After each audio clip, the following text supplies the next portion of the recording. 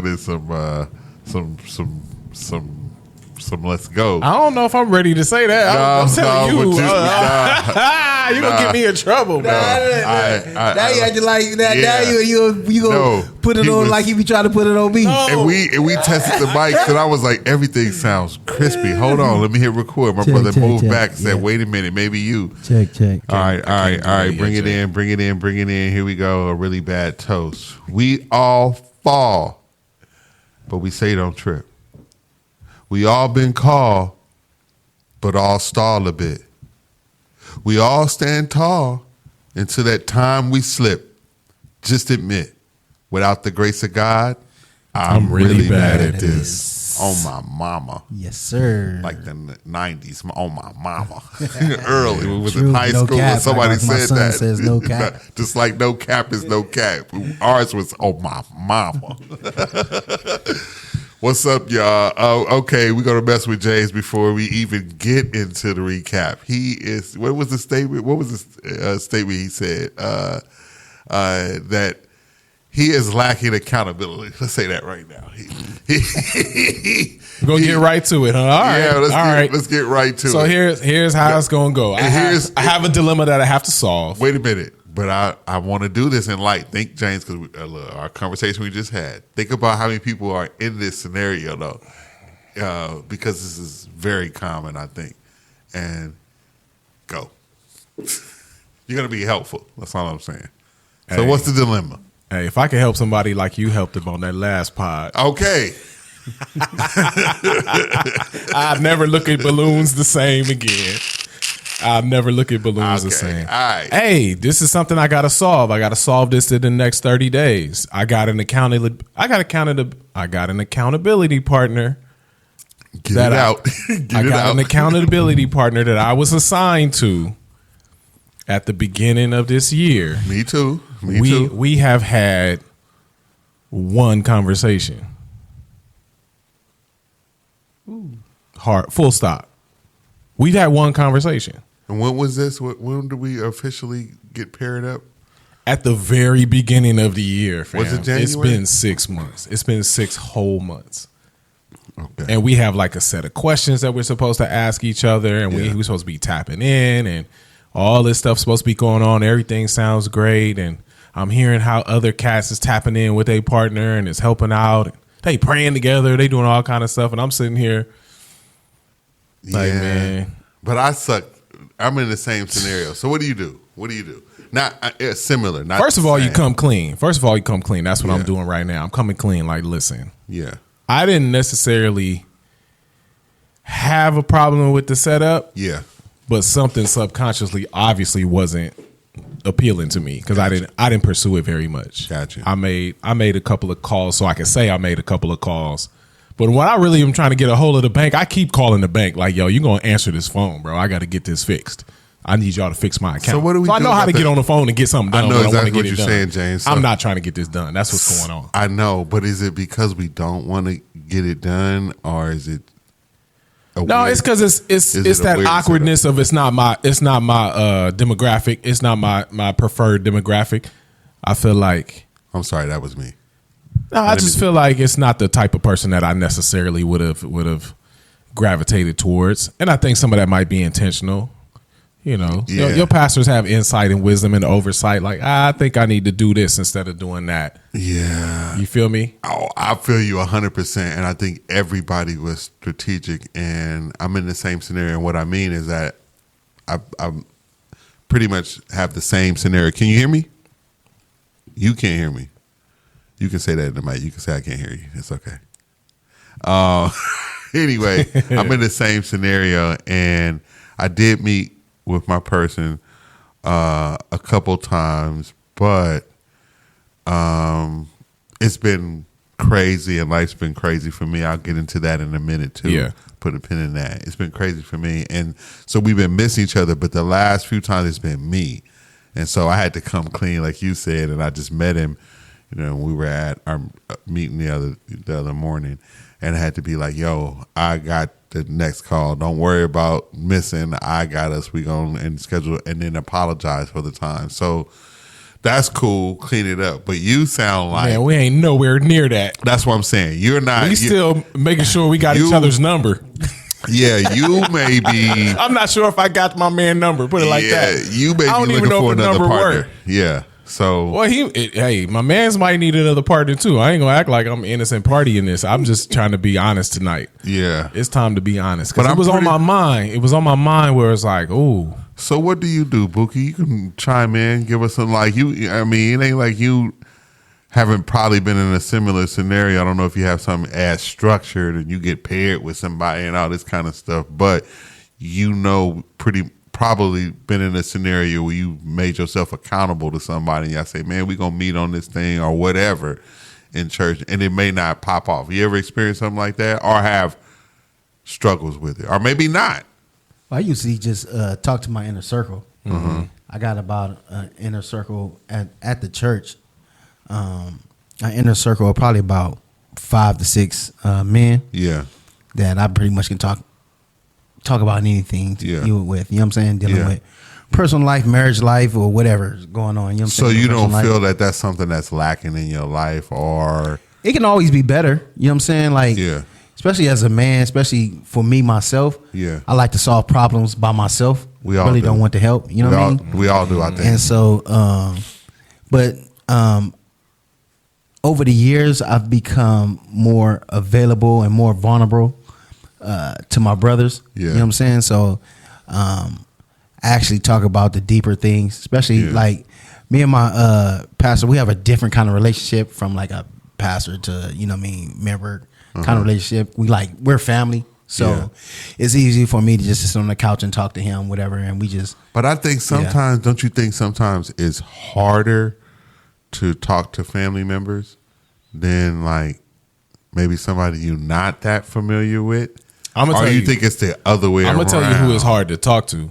It's hard for me to talk to people that don't have grace, because the people who don't have grace bring up all the triggers from all the church hurt that I felt over the years, from all the different types of like really abusive stuff that I went through with different people who didn't have the kind of grace that I think is healthy. Yeah. So when I hear somebody not have space for me to just be honest about stuff or to account for certain stuff, and if I hear those same triggers from like, you know, my past problems, man, I'm finna clam up, bro. I don't have nothing else. I don't trust you, fam. That's what's going on. I don't trust you. I don't know if I'm super sensitive or what, but if I sense somebody is like that in the church, I most definitely withdraw from them people.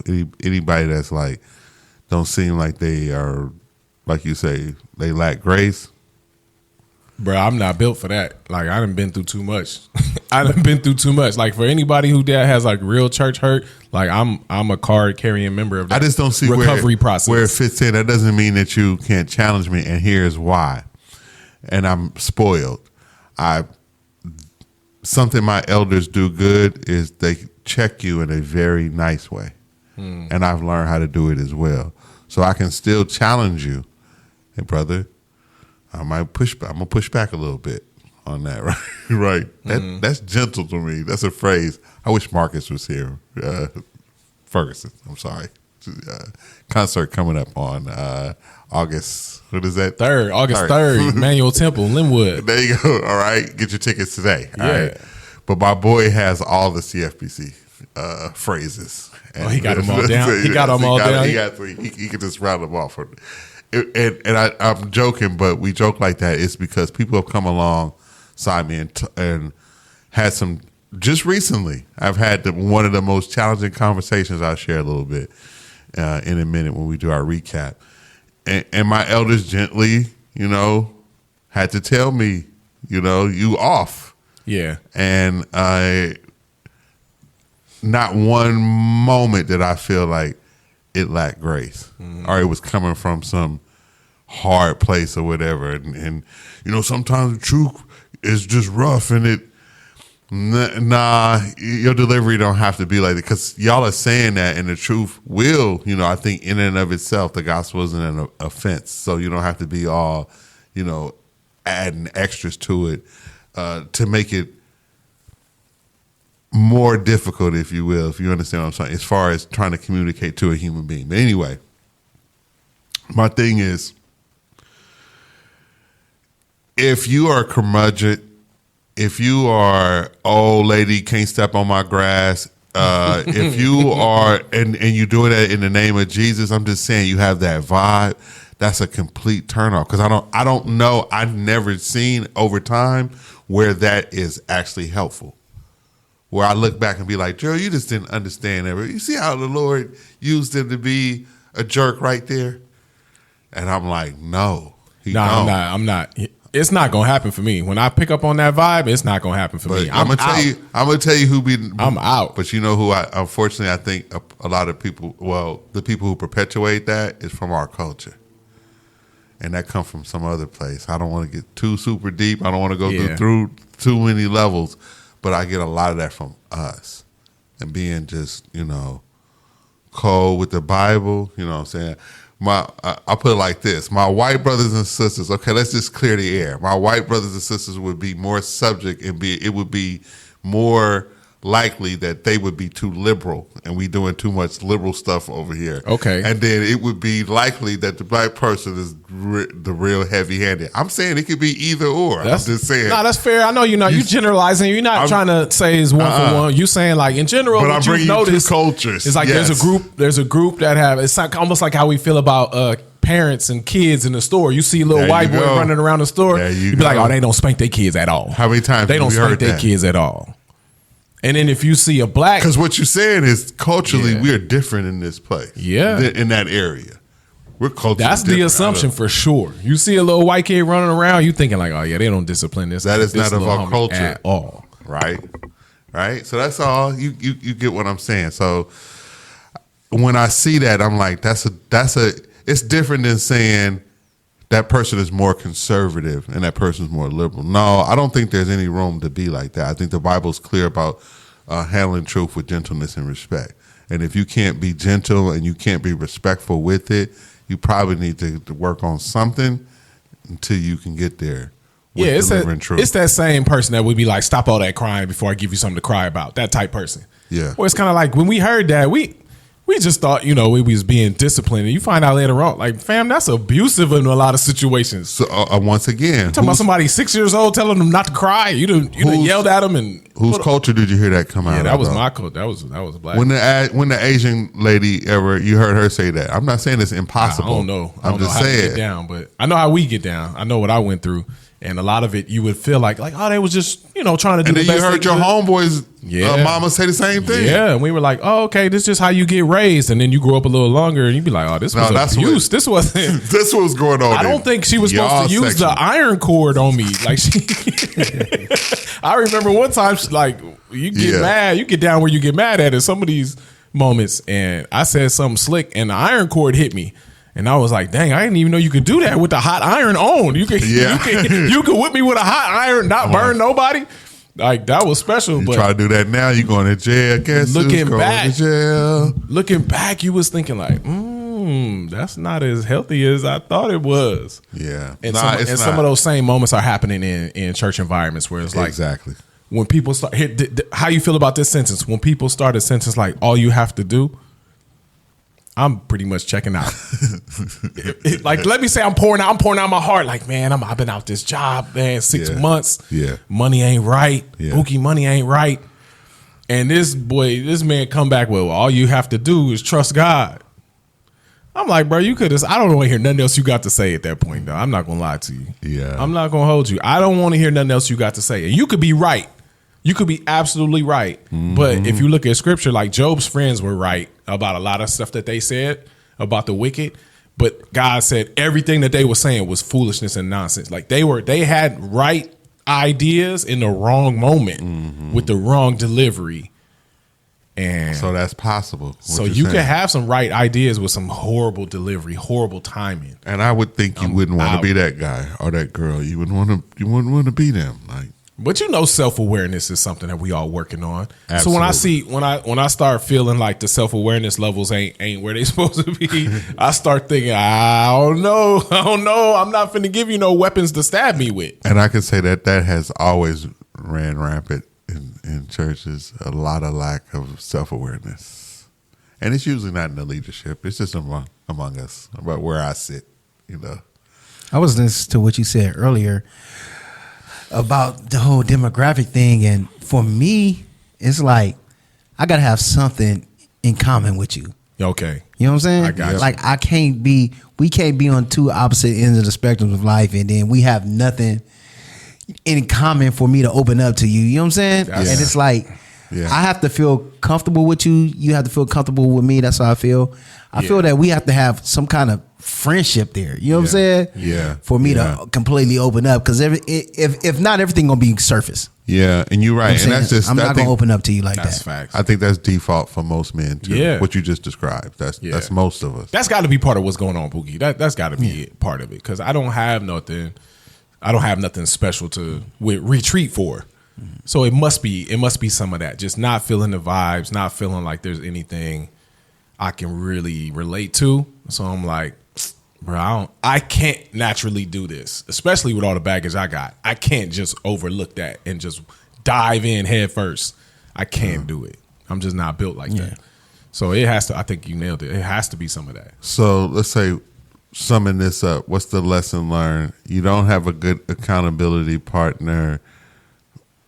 I wouldn't say I'm not a good accountability partner. You see, I ain't said nothing about what the other person. So what do you needs do yet. now? I might not be a good one. So I'm in that same scenario. I'm listening to you right now. And I'm like, you know what? I've been kind of whack with my accountability. Now I can't say it. Accountability partner. And what do I do to try to remedy that? Same thing you say when you're trying to break up with a girl. It's not me, it's you. Yeah. It's not you, it's me. So Bookie, you think he should break up with his accountability partner the way he been talking? I don't think his. I think you need to move on. You need to move on. Yeah, you need to find another one. Yeah. So we need to come back and say, what do you do when you need to break up with your accountability? You need to tell us how that goes, James. Because his accountability partner ain't getting nothing out of it either. You know what I'm saying? So it's like, That's facts. both of y'all stale. You know what I'm saying? So it's just like, you know what? Here's my bill of divorcement. You know what I'm saying? He ain't gonna take him out for coffee. He gonna take him out for coffee and say that's it. It's over with, bruh. Man. Well, I ain't broke up with nobody in a long time, man. I gotta brush up on that. Lord, what's been up, y'all, since 4th of July? Was everybody's time off? And it was time off for me, just like you said. It was time fireworks. off. It was good time off. Man, me and wifey, she queued a little something. Yeah. Then we went to the crib and just relaxed, chill. We actually went out for a brunch earlier that day. Yeah. And just spent the kids was going hiking somewhere. Yeah. With the family, and then me and wifey, we decided to just get up, go have brunch. Yeah. Chill. She went and queued some stuff for the family. Mm-hmm. Then she called me like, Bookie, I'm ready. Picked her up, so we went home and just chilled. Just chill. That boy said, chill, chill, chill. And he said, minus kids. See, they got rid of the kids, so that just took the chill. Netflix chill. Because you ain't got to think about them. You got to think about feeding them and whatever comes next for them. Yeah. None of that. And then y'all just kicked it. We just relaxed. James.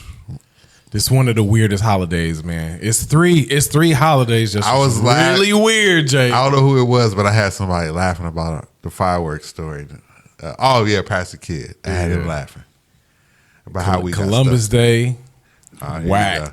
Yeah. Thanksgiving, whack. And 4th of July is not as bad as those two, but it's weird, man. Yeah. 4th of July is weird for me. How come? So, because it's a celebration of independence. For who? For who? Hey, you almost have to explain how come this is a conversation to some people. Yeah. But in our circles, it's just already like, how are we handling this year? Yeah. And I think I don't want to bring it down, but that's just always on my mind. But you know what was on my mind? What I was telling my wife on our way home? Yeah. There were neighborhoods in the city of Compton. Yeah. That was blocked off. You know what I'm saying? Because cats was queuing, fireworks, all that. That's dope. But I'm like, do we even pay attention what the holidays mean? No. Or we just oh, it's firework time. You know what I'm saying? We not even. Are we really celebrating the actual holiday? Dude, are we celebrating the dead on Halloween? Let's be honest. It got some crazy stuff around it, but are we really celebrating the dead on Halloween? No. Now, there may be a bunch of freak parties happening and a lot of candy being sold. It's costume and costumes. Candy. Costume and candy, right? We celebrating. Nah, but the adults is doing the freak parties in the costumes. And a little candy maybe sprinkled around for directions. Decorations. Yeah. But I'm just saying, where people originated that celebration about and putting the jack-o'-lanterns out on the porch so the evil spirits would pass over and all that. Ain't nobody doing that with Halloween. But I'm just saying it's rude. So when you ask that question, it's the same thing with the 4th. Like Cinco de Mayo. People who are from that city, that the story is all from, that battle and all that stuff. Yeah, they don't even celebrate Cinco de Mayo. So why we got all these taco specials and all these little things going on? So it's like I started thinking over time.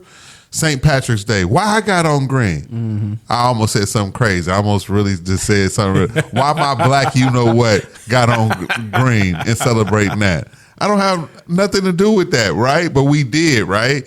So are we really celebrating this stuff? Like, nah. It seems like once America gets it and pretty much prostitutes whatever it is, it's something different. It's another party, and I'm all in for another party. I don't need any excuse to eat barbecue. I love setting stuff on fire. I love friends and family coming to the house. I'm in. So think about it. All of the holidays are also connected to big things that send people to the marketplace. Hey.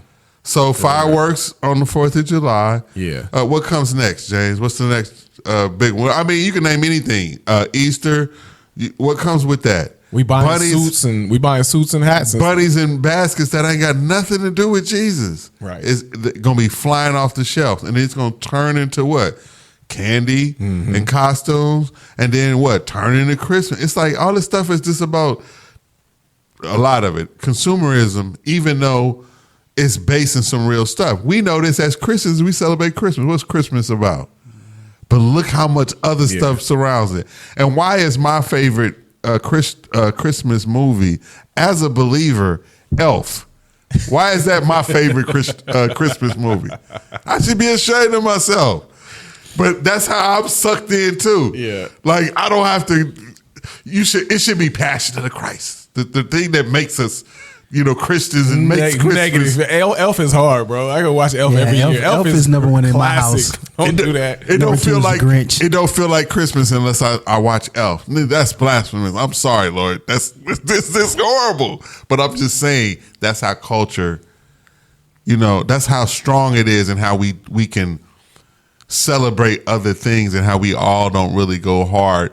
You know what I'm saying? For some of these. Don't hear me overstating this. Like, I still celebrated the holiday, but I know what I'm celebrating is hanging out with friends and family, throwing something on the grill, burning up some stuff. But what the world knows and what we know, Buki, is just kind of unspoken, is that's what black people in America has done. We've done to most of the patriotic holidays, is that we just turned them into barbecues with our family and friends. So what we can always celebrate that. Because when we say what we doing for the 4th, we're not thinking like, dang, how I'm gonna coordinate my flag and my red, white, and blue, shorts. And we typically just talking about how we gonna get together. What we doing? Are we going away? Are we barbecuing or whatever? We're not thinking nothing about America. Boogie, you rock the red, white, and blue on the 4th or sometimes, I think.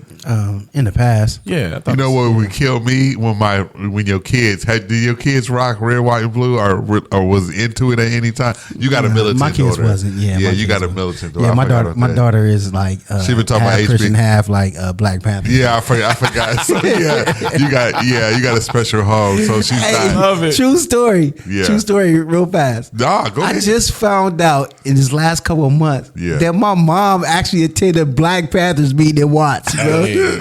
I was like, what? Yes. Mom's like, I went to a couple Black Panthers. Why not? Shout out Miss Tony. My people gathering. Why I'm not here? You just man, don't that's see so her. on point. I see see that for sure. Miss Tony got that. She got that. She a real one like that. I see that.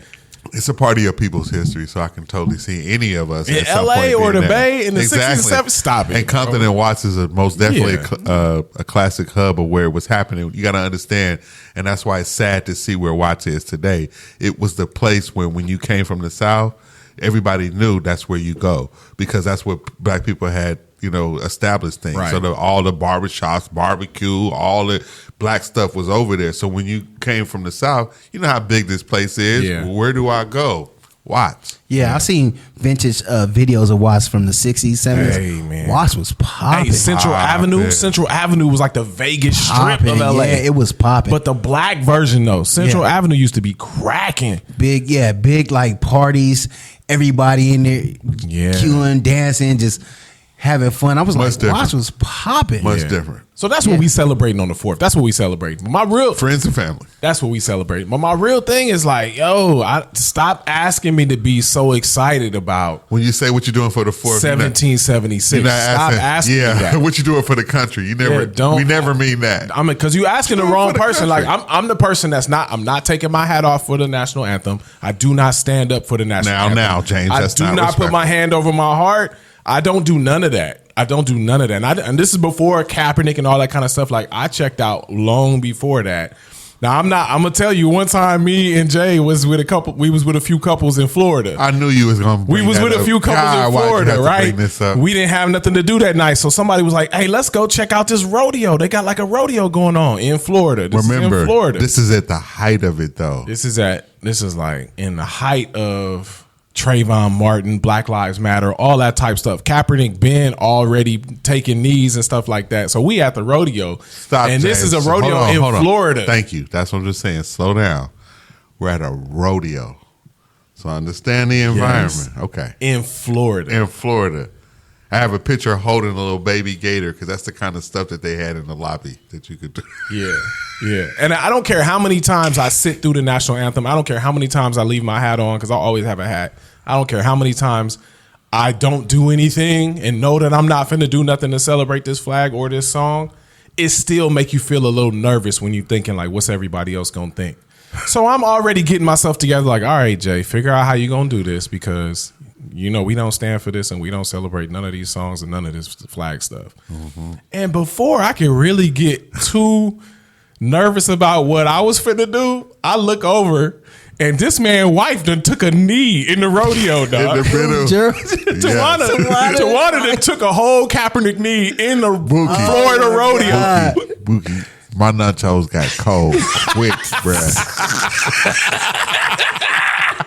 My nachos got cold quick because I had to sit down. And all these people, you got to understand, and where we say we are Florida, deep Florida. Nobody has said nothing though, so I'm thinking I'm finna have my little fight the power Florida moment at a rodeo. Please. So this is a cultural experience. Yeah, it's hats and boots everywhere. It's American flags and probably Confederate flags all in the parking lot. All around us. Yeah, it's lots of pickup trucks. And my wife is on one knee and the only person, and we the only little black people like that's standing right here. First of all.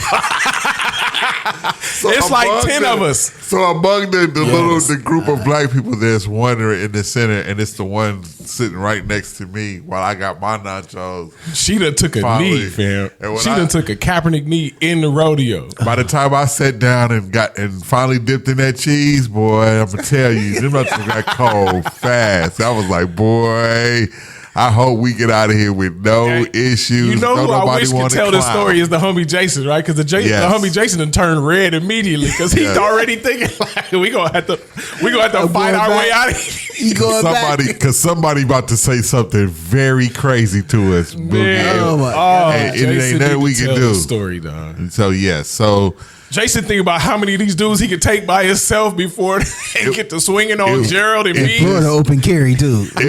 Boy, thank you.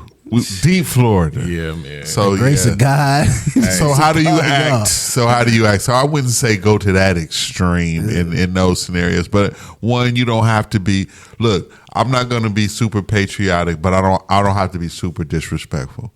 And it was so funny after that conversation when we left that meeting. My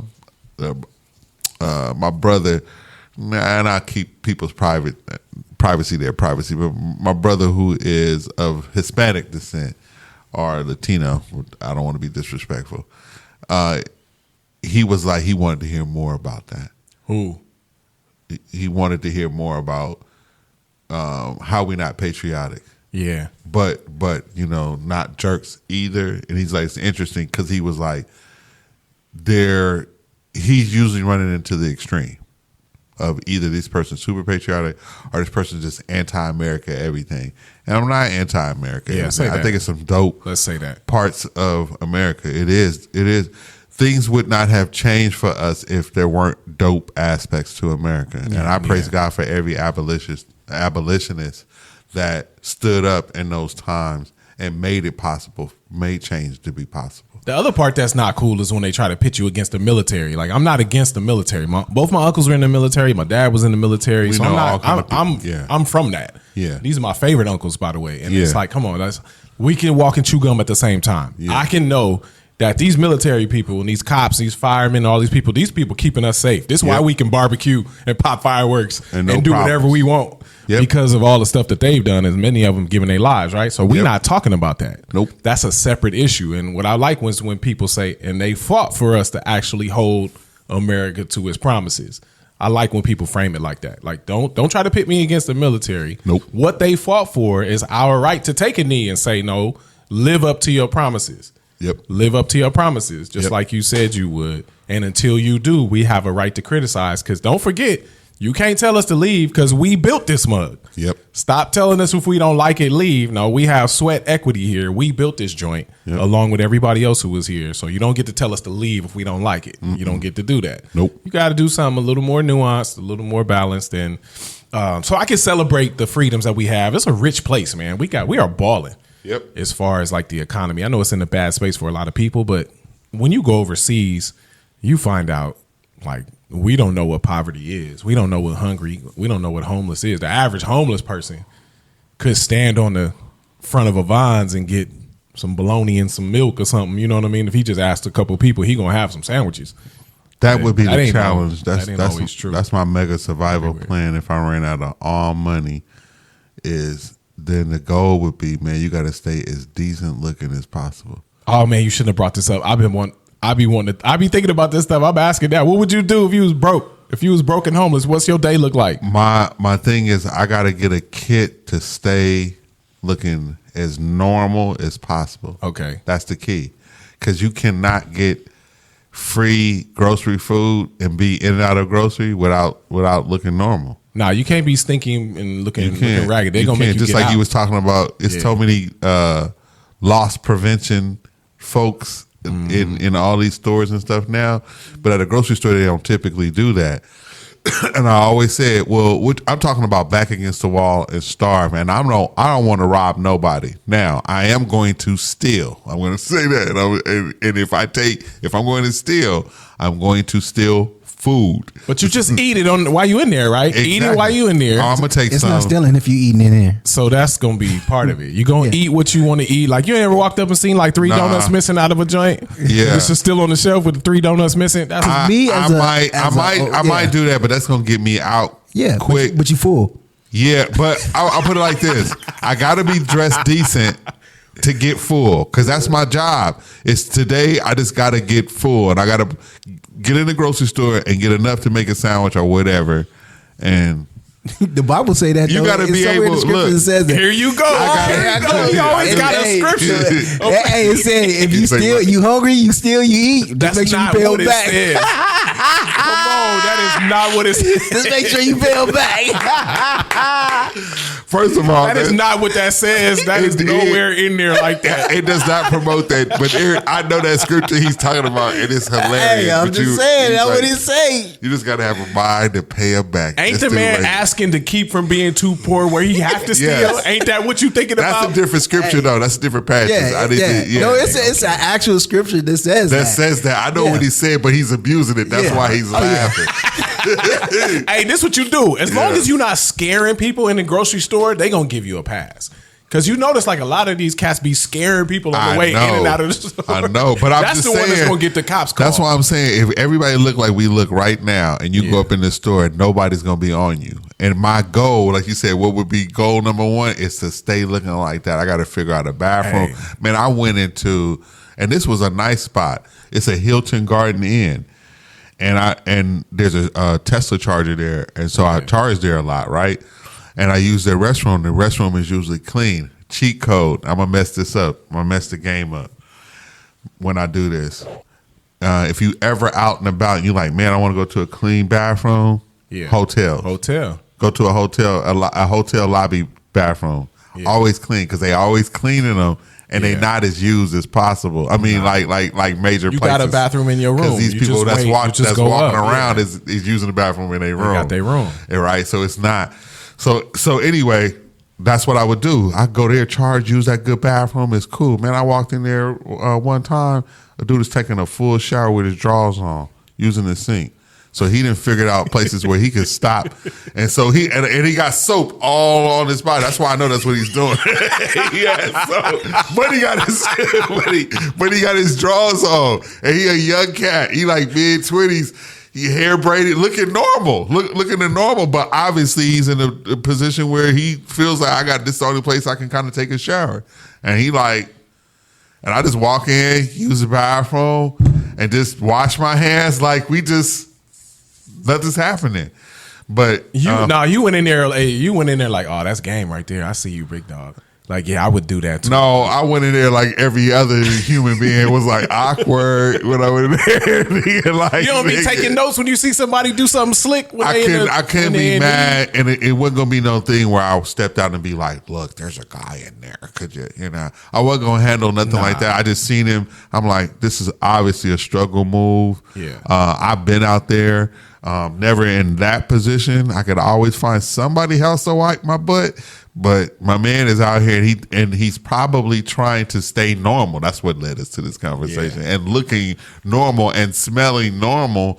So if I have to go up in this bathroom, maybe change my drawers while I'm doing this whole thing and wipe down. Do that in the stall. I don't know why this is on my mind, but I be thinking about like what is the base level survival I can have. You can't do that in the stall. There's no running water in the stall. No, I'm just talking about like not being naked in the way. Dude, like you do your thing. I'm gonna do whatever you got to do. Obviously, he had figured out. Look, I'm gonna have to stand here in my drawers. Yeah, because I got to keep going to the sink and keep putting water on me. Right. So I got to do this. Yeah. So he didn't figure out that part, but. So okay, to answer your question, do you think, is that game? Yes, because now I'm going to pair that with the grocery store. So now that's going to guarantee that that's how I know how to be prepared for the grocery store is to hit that up, stay fresh. I'm fresh. I'm going to put it like this. What is it called? I'm going to stay meat counter fresh. So I can go to the meat counter and ask him, listen. Pause. Did he? Yeah, pause.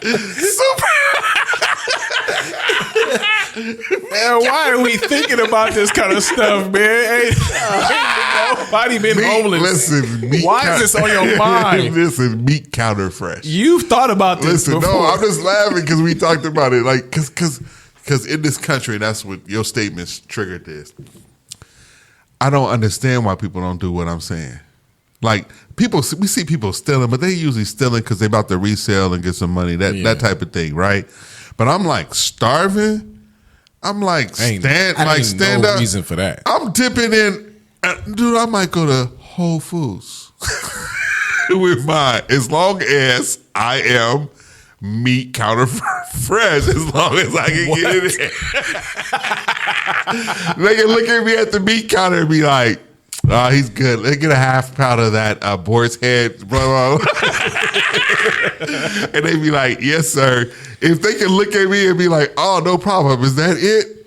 I've done what I'm supposed to do. If they looking at me like, "One moment, sir," and they walk away, they'll come back for a minute, and then the manager come out the back, then I've lost. I'm not doing what I'm supposed to do. I'm just saying. I think to go back to what y'all was saying, like, what makes part of this country great is that there is a lot of programs for people to not to have to live like that. That's true. You know what I'm saying? It is. Like, And there's a lot of kitchens that are open. I'm joking. Yeah. What you got? But there's a lot of free kitchens that you can go to. Do you have to have an address? You don't have to have Nothing. anything now. You just walking in. Long as you don't have a job and a bank account, they'll give you food stamps, GR, whatever. You just got to stand in line. That's the only catch. Yeah. Well, they'll fill your application out for you and everything. Long as you can tell them, look, I'm standing over here on the corner by the McDonald's. Yeah. That's actually a place of location where they can put on your application. Serious. Yeah. And then you will get like, I know in California, you get like $220 cash, $220 food stamps if you're a single individual, right? GR. Yeah. You can take $10 and get you a Planet Fitness account, and then you have a shower, toilet, 24 hours. That's a shower. Yeah. That's People it. do that. That's the wave. See, that's what I'm talking about. When you start thinking through, when you're a hustler, rock bottom, hustle, there you go. I need $10 a month for the Planet Fitness. Exactly. I need to be I'm a counter fresh to get to the grocery I got to be counter fresh, and I seen this one. Got hotel bathrooms. No, well, yeah, that's where you can always get a good bathroom, but the storage lockers.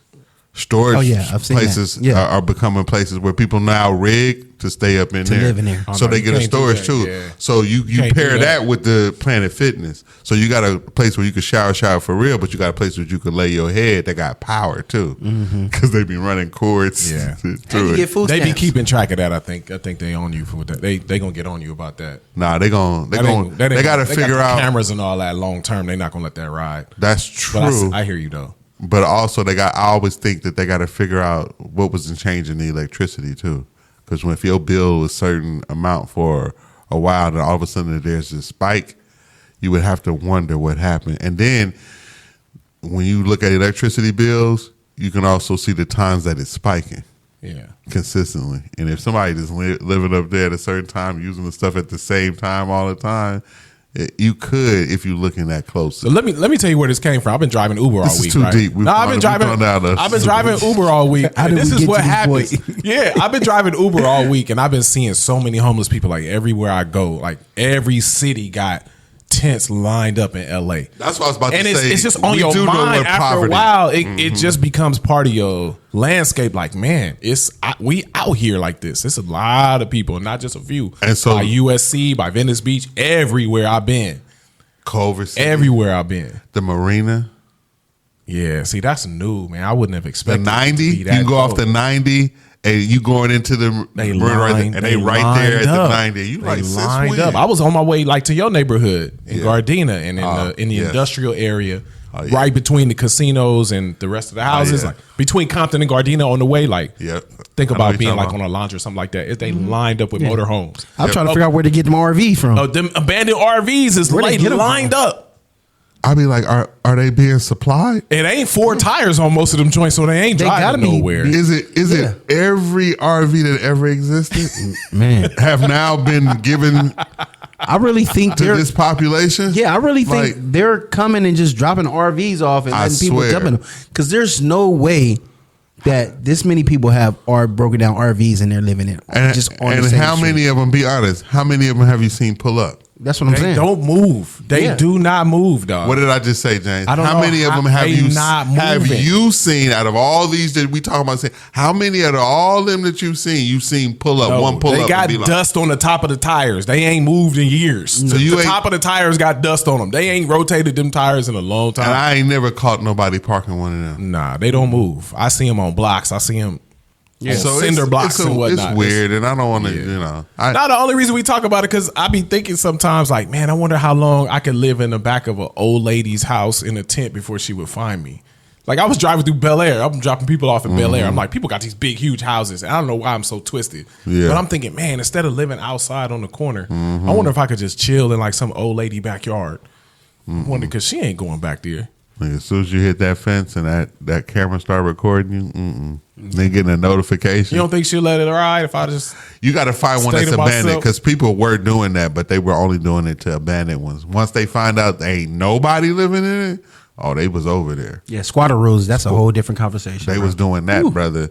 So if I find out that ain't nobody there, but thinking I'm gonna get the pool house, forget about. Everybody got cameras now. Everybody. And it's just like cell phones. They're inexpensive now.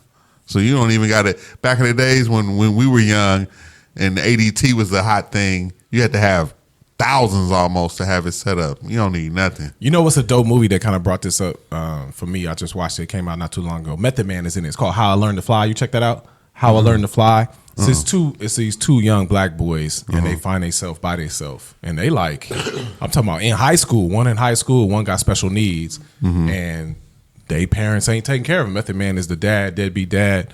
And they find themselves by themselves trying to make it work. And the whole movie is about them trying to figure it out. Yeah. Trying to figure it out. And if you watch the trailer, you can see a couple times they in a parking lot in a car. A couple times they in a house trying to make sure nobody knows that they ain't got no parents no more and all that type stuff. It's wild. It's called How I Learned How to Fly. It's a dope movie. How I Learned to Fly. And it just made me think, like, man, what would I do if I found myself down like that? Yeah. And I think you said, I think that was you saying that. That's just how we think. Men, we think about that. Like our, I think that was you saying that our worst case scenario is being homeless. Who was saying that?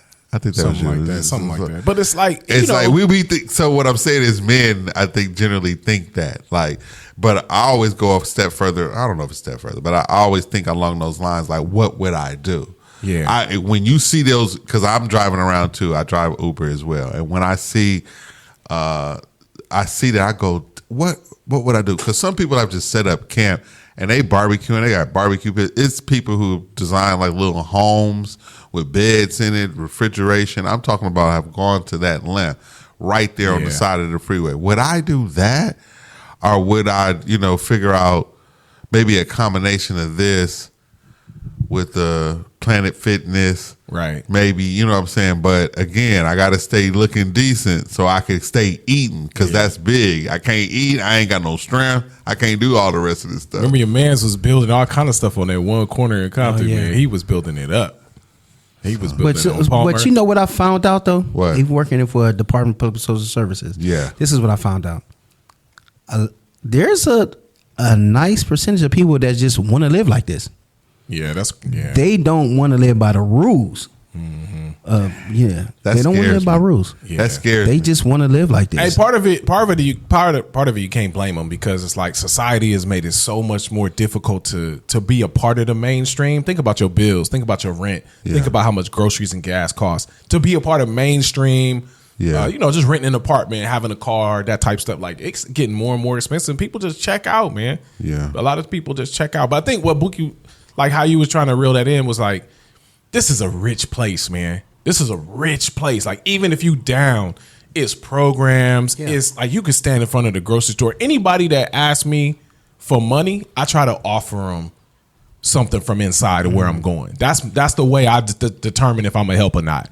If they tell me, nah, I just want some money, then I'm like, I'm not going to do nothing for you. And I don't really feel bad. Maybe I should, but I don't feel bad. But when I say, hey, they say like, yo, you got $1 or two? I'm like, nah, but I could hook you up on something inside. What you think? And they're like, yeah, man, can you get me this is that? And I'm like, okay, if I can do it, I'll do that. I'll try to do that. I'm not saying that that's the right thing to do, but I feel better about getting somebody some food or something to drink than just giving them cash. But my point is, if you stand in front of a store and you ask most people, I'm sure they gonna hook you up. I'd be like, something. nope, I'm sorry, I don't have anything. I think you might hurt me. Bye. Should I pulled up? That's not the right attitude. That's not. I'm just kidding. I do be thinking that though. Like it might be wild, but if I don't know, this thing is so tricky. If you have it, I think you should just give it. You just have it. Just what I'm saying, give it and just whatever. I can't say I disagree with that, Jay, because like James was saying, I pulled up to Louisiana Chicken on Rosecrans Central. I got you. Pulled up. My man was standing at the window asking me for food, and I was like, "Well, I'll get you a 2-piece." Yeah. My man pulled out 3 phones like he was Kevin Gates. I'm like, he like, hold on, what? You need to be. How can you afford 3 cell phone bills? You know what I'm saying? Like, who's the Mac? I want a T-Mobile family plan. You know what I'm saying? Like, and they be popping over there. That's where I got my first job right there, Rosecrans Central, at the first Subway that they put over there back in '93. Yeah, so I'm by SoFi the other day, and this dude is like harassing everybody, like, yo, I need some gas, I need some gas, I need some gas. And he pointing at his tank, he frustrated. Yeah. And I'm like, well, let me see. And then he's like, man, see, this is what I'm talking about. Everybody got an excuse. Everybody got an excuse. And I was just thinking, like, you made this real easy for me, big dog. Yeah. They mad aggressive too. Yeah, I'm cool. Like, if that's who you are, you just on your own, big dog. Like, I'm not about to help you. First of all, we ain't got no gas right here. You got a gas tank and it's no gas station. If you was at least at a gas station, that would have been nothing. But you're at a regular store asking for gas, expecting me to just give you the cash. Like, I'm not built like that. I'm from the inner city. I just don't trust you in that sense. But if you would have just said, yo, I'm down, I need something to eat, let's go. True. You know what I'm saying? I got that because I can use my credit card. I don't have to wonder what you about to do with all of this. And it's like, it just feels easier. But all that to say, like, yo, America's a dope place. It's a special place. Clearly God has done something special with this place. But by no means am I going to act like I'm proud of a lot of the stuff that happened in 1776. I'm not. 1776, 2006, 2016. Hey. Well, I will say this. What did I get into? Because I didn't even share, but now I see. What did I get into for this, holiday? First of all, I seen James, and a quick funny story seeing him during this time was my wife wanted to see some fireworks, so we went to go see some fireworks. Me and James go running, and Aaron real quick thinking, oh, man, we finna go get some snacks. I'm hungry. I ain't ate dinner, nothing. And now I'm finna be out here, I think, for another couple of hours looking at some fireworks or whatever, stuck, really. And it's the 4th. So we at a beach, and so we leave the area, and then go get the little snacks, whatever, found some pizza. I was happy. Thinking we gonna dip back. They didn't block the streets, huh? They didn't block us off from our family, and now the show finna start and everything. They finna pop the fireworks, and fireworks show ain't that long, bro. It's what I'm saying, maybe a half hour max, the whole thing. So we do all of that, and then what happens right after that, Bookie? No matter where you are, it's over, right? And then all the traffic starts flowing out. Then you just stuck for a minute wherever I don't care if you go to Disneyland, I don't care where you go on the 4th. Once the fireworks is over, you finna be sitting there for a minute before you can move anywhere. So not only is it blocked off, now we got to inch our way back so we didn't miss the whole part of why we was there with our family. But at the same time, Mr. Patriotic that you just heard, Mr. Patriotic doesn't care at all that he missed really, the fireworks part because, it's not like he's like, oh man, I messed up my moment with America. He's not finna do nothing like that. And so that was funny. But not to switch reels, but I think this will be helpful and y'all can lend some help. But another thing that I did during this time, or since our last pod, this goes to show you, and I'm most definitely really bad at this. The last pod I was sharing about how great the community is, and had the great time that I had at our Married Couples Fellowship, and I was talking about all that stuff, right? Yeah. Well, here we are, 1 week later, and I'm in the super dog house at my house with my wife. Horrible, the exact opposite. And we're just going through a child, like, honestly, and I don't want to make light of it, and I'm not making light of it, and she knows. But we just going through a tough time, gentlemen. Like, so it was hard because it's like, yeah, we're, it's the holiday weekend and you chilling, but I had to experience, and I'm still experiencing, truth be told, just like a hard time with my spouse. And real challenging, real challenge. I'm talking about knockdown, drag down, like real challenging times. Serious stuff where, you got to get, some counseling involved and some people involved, and that's just, just where it is. And no need to get into details, nothing like that, nothing like that. But the part that I did want to kind of bring up is just like working your way out of these difficult, challenging times in a general sense. James, what are the things that you think that are helpful when you and Anna have gone through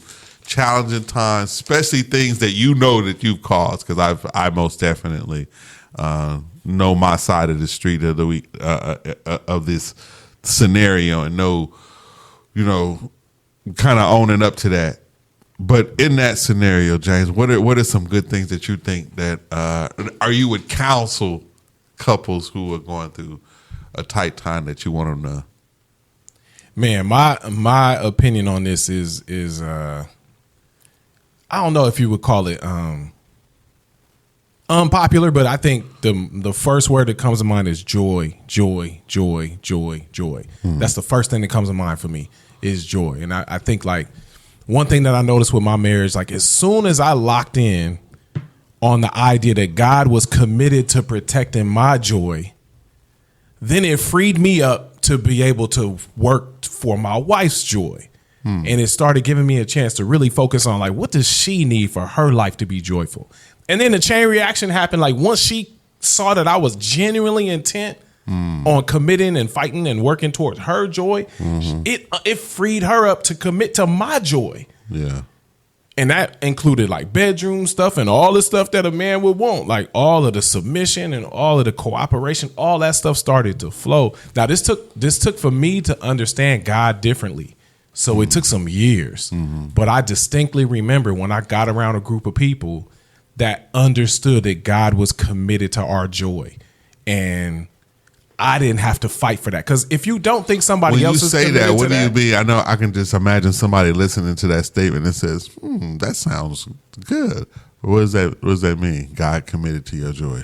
Like when you go through the scriptures, and I think like you and Tawana put me up on this book by John Piper called Desiring God. Absolutely. And this is like his big. I know it sounds Piperish, but explain. Yeah, it is. He's not the only one that was on this. Like, and he just brought it to the table in a 1980s kind of way. But this is something that Thomas Aquinas and Jonathan Edwards, and every couple of 100 years, somebody comes back and fights for this for their generation. Like the latest one I'm seeing is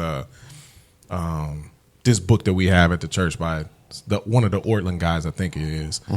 The dude who Randy Alcorn. He's got a book called God's something happiness, God's commitment to our happiness, or God wants you to be happy. Yeah. And all I'm saying is like for so long we heard about this God who was so committed to us being obedient and staying in line and denying yourself and not getting anything that you want. You just get whatever keeps you out of hell. Just stay out of hell. Yeah. And that person shaped my marriage. Yeah. Now that's my fault. But I think I got it honest from some of the circles and some of the people that I listened to. And once I got into a different perspective and got into a school of thought where it's like, no, the idea of serving God is joyful. And there's hundreds and hundreds of scriptures that tell you that there's delight. God delights in you and he wants you to delight in him. And once I saw that, I started seeing like, oh, somebody's already committed to me being happy. That freed me up to try to make more effort to make my wife happy in a natural way, not enforced, like I have to do this type of way.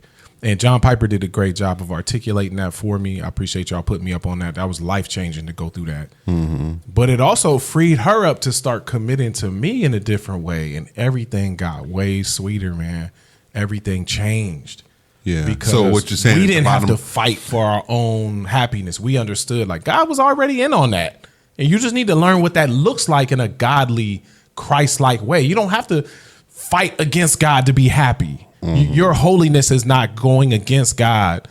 Like you don't have to choose between God being happy and you being happy. And for a long time, that's what I thought. Yeah. And that's my fault for thinking that because that ain't in the scriptures. It's not in there. Yeah. But when you hear scriptures like, if you don't take up your cross and deny yourself, you can't follow me. People can take that and make it sound like, oh, no, you either choose between your happiness or God's happiness. And we're not wired for that. That's a horrible thing to have to live with somebody who thinks they're choosing between God's happiness and their happiness. Yeah. That's a horrible person to live with. Yeah. And I was that person for a long time. I see. I got around some people that said that's not true. That was never true. And then I started noticing like, oh, okay, so I get to be happy? Oh, well, dope. Well, then if I get to be happy, if somebody's fighting for my happiness, then I can fight for somebody else's happiness. And my wife just in turn reciprocated that, and it made everything different, yo. So Bookie, that's my real story. How about you? When that, and maybe you can lend to more of the practical side.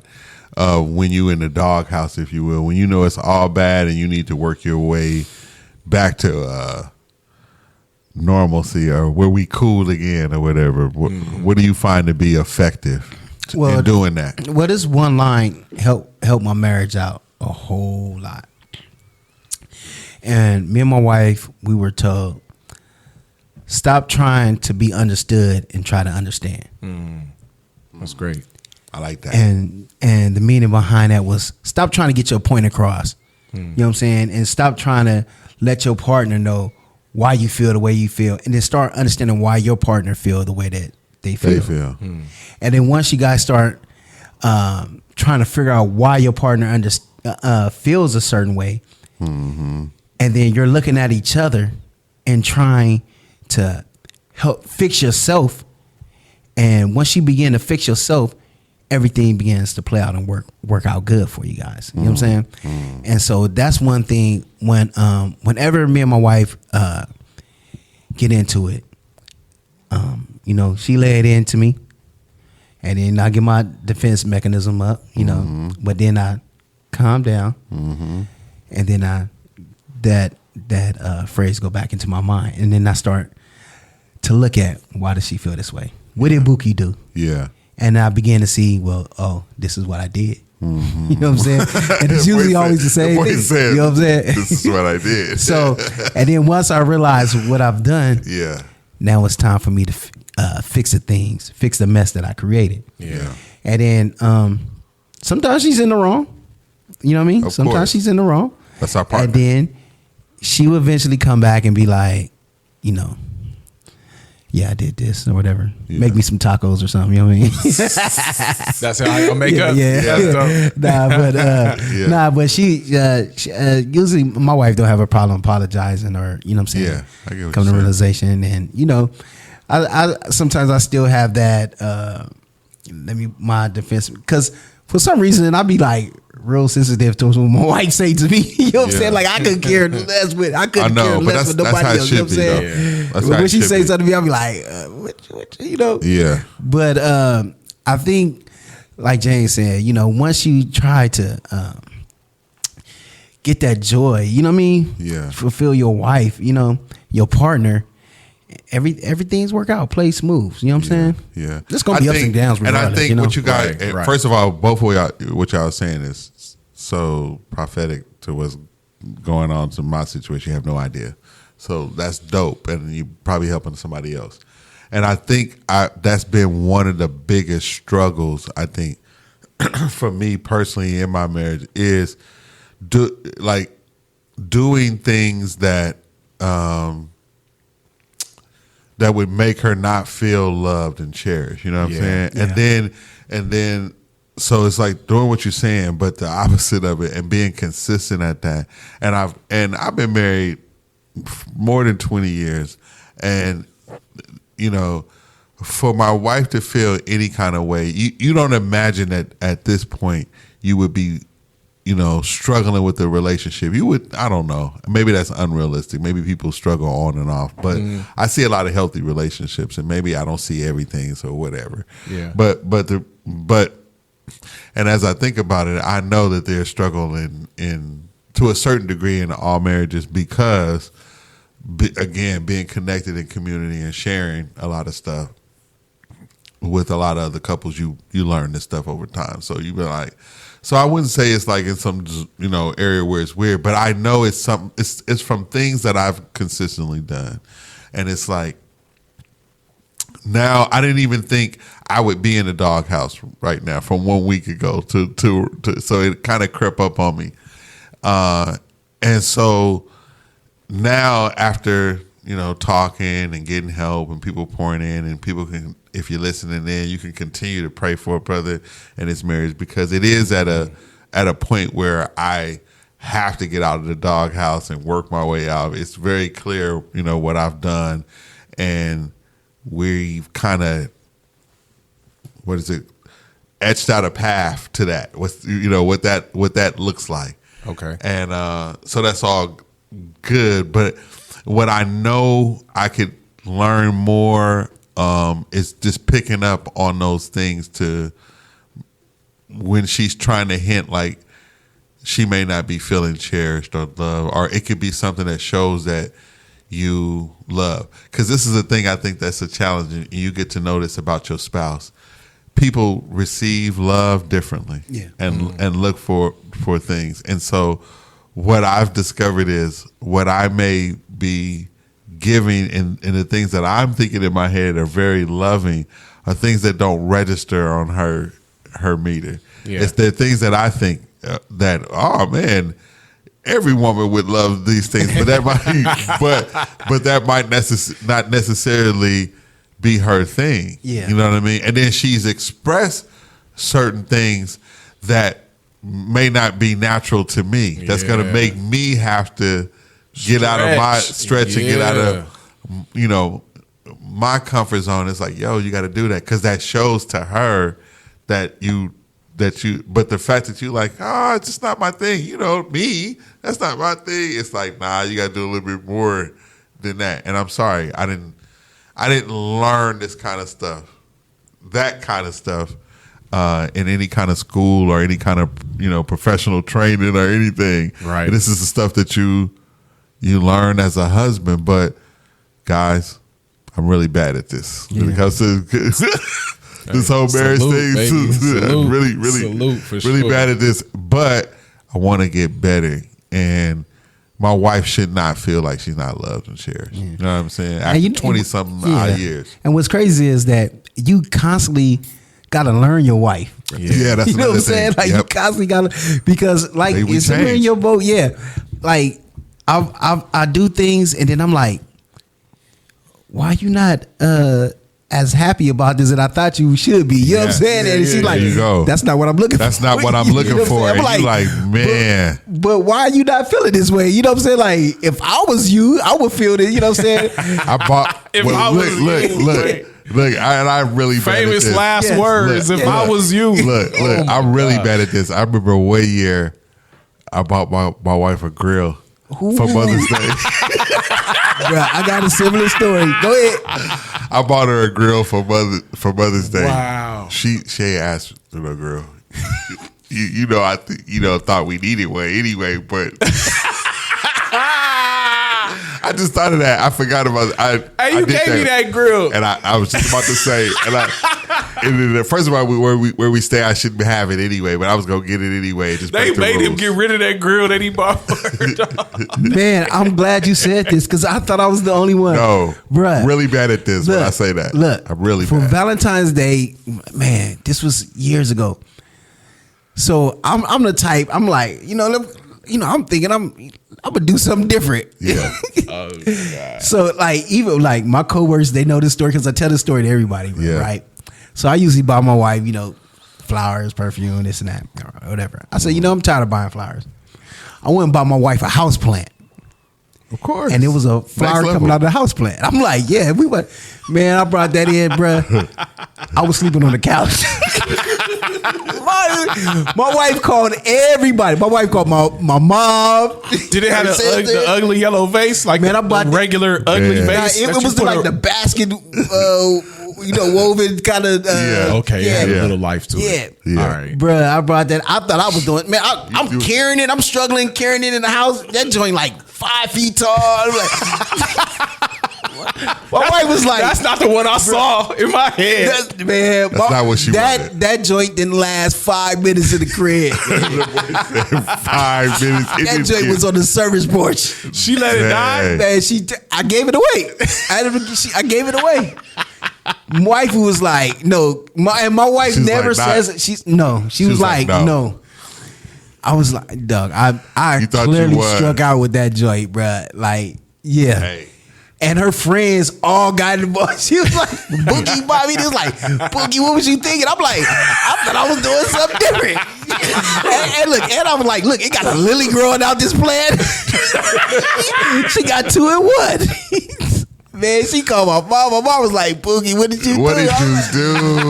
And I'm really in my mind thinking I'm doing like, something right. This house plant is dope, gonna sit in the corner. I'm visualizing when I'm picking it up. This joint gonna sit in the corner, brighten out. Like, a reminder of your love and adoration for her at all times. I've never picked up a plant again a day in my life. Hey, and it's so funny you said that. Like, and that's just an example. Like you was talking about how, you would get flowers and stuff. I remember early on getting flowers for tea, and that's not nothing that she liked. So, and I thought, oh man, all ladies like flowers. So I used to try to send them to her job, and one day she just hit me and was like, sweetheart, just to let you know. Yeah. You don't have to do that anymore. That's not really, some. Oh, I thought all y'all like flowers delivered to your job, and everybody. Y'all like flowers. No, Man. she don't like flowers, bruh. That's the other thing, man. Just asking those questions, like, how do you feel about this? How do you feel about that? Do you really enjoy that? What would be your favorite? I think that there's a lot of progress made on both sides when we just have those conversations. You got to find a good, safe space to do that. It could be like driving or in those nice little moments where it ain't no friction or tension. You're like, hey, I was thinking, would you rather live in another city? Would you rather move? And you're like, it's just a question. You know what I'm saying? Like, do you want to leave? Like, we have friends that have left. They've gone on. They got these big houses in other states and stuff like that. And you're like, would you ever want to leave? Because we both got aging parents in LA. So I'm assuming nobody want to leave their aging parents. Yeah. And not everybody can have their parents live with them like some can. That's a privilege that not everybody has. It's just they ain't no harmony there. So I asked, I've asked a question like, hey, would you want to leave? Or how far would you want to move? And, you just ask that question and wifey would be like, ain't nobody trying to leave LA. Yeah. And they're like, okay, well, that's the end of that. That's the end of that conversation. But I don't have to wonder. I don't have to wonder if that's secretly like eating away at her discontent because I'm not thinking through her having a big house in San Antonio somewhere. You know what I mean? You can see, you go on Zillow and see how big a house you can get for, the same money we spend in LA. And so I don't want her fantasizing about some house in Texas and I'm locked in on being in LA and she's secretly upset. She started doing stuff because I haven't thought that through. So it's like, that's another thing I think that has helped. Just ask the question like, hey, even bedroom stuff. We don't have to get into that here, but bedroom stuff like, hey, did you ever think about anything that we haven't done? Is that something? Is there some stuff on the list that we haven't thought about? Those are healthy questions. I'm about to say that question and being like that's just a part of intimacy, and y'all got to figure that out together. But it's so many couples. I'm even speaking for myself that maybe for so long not doing that, what you just saying, and not knowing how to navigate and do that. But once you do, you realize, yes, this is a whole nother level of intimacy, and figuring out what each other likes is cool too. Like, that's a part of the journey, but you got to be vulnerable, man. And you got to be like, go ahead. Like, no, you just got to be open to listen. And there's an aspect as being, of course, we're going to be interested because we be talking bedroom stuff. So why wouldn't we be interested? But beyond of course, the great takeaway that you're going to get from the experience, it's just another way of learning your partner. I think it's real cool that I've discovered in marriage. That's facts. This is what I figured out. Like, when I was dating, I enjoyed certain aspects of dating. I enjoyed getting to know people. I enjoyed finding new places, going and eating new places. I enjoyed certain aspects of dating. Yeah. So, like, that's something that I try to recreate in my marriage. Like, I don't need to meet some new girl and find out some new girl. My wife is turning into a new person every 10 years already. Let me tell you. Hold on. Let me finish one thought. This is the thing. Go ahead. Like, if you have a partner and you rethink all the stuff that you loved about the dating scene, meeting new people, going new places, eating new food, sharing new experiences, I just try to pull all that stuff into my marriage. I don't need some new person to do that with. I could do that with her. So if I need to like whisk her off in some place and like secretly plan a flight or a hotel room or a weekend, like that's the kind of stuff I would do if I was trying to win some girl in the dating scene. So I get to do, and I get to seal the deal just like I did in my unsaved wild life. I get to seal the deal at the end of the night. If I play my cards right, that was always a part of it, like the big payoff at the end of the night. So I'm married. I get to do all of that. I get the big payday at the, generally speaking. Yeah, that's right. Get it right. Generally speaking, you ain't winning every night, but yes, you get to play the same kind. But I can have the same expectation that I had in my unbelieving dating. Like I get to have that same expectation. Like, hey, this is gonna be fun. Yep. I'm gonna get to know this person. I'm gonna get to wine and dine this person, and at the end of the night, this might pay off for your boy. Yeah. You know what I mean? I don't have to have any regrets and stuff like I did. But all that to say, like, that's part of something that I think makes a long marriage more fun. And I'm interested in having fun. I'm interested in being happy. It's one of the things that keeps me vibrant in my life. It's like, no, I'm looking for moments that are fun and joyful I'm gonna tell and you, happy. I'm approaching the big 5-0 this year, and I'm gonna tell you right now, when it comes to wanting to do these exciting things, and like you just mentioned, we're talking about doing this with a new girl, nigga, I'm gonna tell you right now. What? I'm old. I've gotten to the age where it's like I can't eat. I'm not even interested in entertaining even thoughts of a new girl at this point, because I can't see myself sitting through getting to know somebody else again because of what you describing and how you getting to know them and all. And it's like I've gotten to know someone, go through different stages. We've raised a child together, and it's a lot of time you put in with somebody. And when you really, really, really to start doing intimacy correctly, you know how much you have to deposit. And it's like, I don't know. I just think that at a certain age, it's like, man, you might, I don't know if it's like you set in your ways, but it's like, man, I wouldn't, how do I want to say it? I couldn't see starting that process over. Man, you talk about being single again, and bro. being and having fun with, just like you say with the new girl. When I can have so much fun with my wife and what you described, it's like, hey man, you want to do that with another one, with somebody different? Isn't that? Because I've seen so many married men fall for that trap of that allure, and I can't front like, that doesn't happen. I've seen that happen to a lot of guys, a lot of married dudes, and fall for the allure of the new. But all I'm saying is I just feel like I'm so old. Like the thought of it is not like when I was a young man, it might be, hey, that might have been an entertaining thought. But it's funny now at my age to bring up that thought like, man, you want to hit the dating scene again and be like, nope. No. It's not like, no. What would you do? I mean, whatever, but no, bro. Because it's like, no, because I know what it is to have a real relationship with somebody. I know what it is to invest, and it's like you got to get to know people, and you get to know them, so you get to know somebody like at the level I believe I have, and maybe I bring up age because maybe if I was 20-something, I could see myself thinking differently because I thought differently there. But now, almost 50, and saying, hey, man, get out there. That young model please. Are you crazy? Exactly. Going back and trying to navigate a room full of snakes? I'm genuinely saying no. Like, nah. And I know I'm not. No, here's the no. Let me tell you. Here's the no. Here's the real no. I thought it was funny because it's just, I'm old. It's like, this is what the no is. If you look back at what the dating scene, I'm just going to die by myself. Go ahead. No, go ahead. This is how the dating scene really looks to me, and this is what I was experiencing. I was a snake in a room full of snakes. We all trying to devour each other. Nobody has the best interest of anybody else in mind. I just want what I want. Everybody else will want what they want.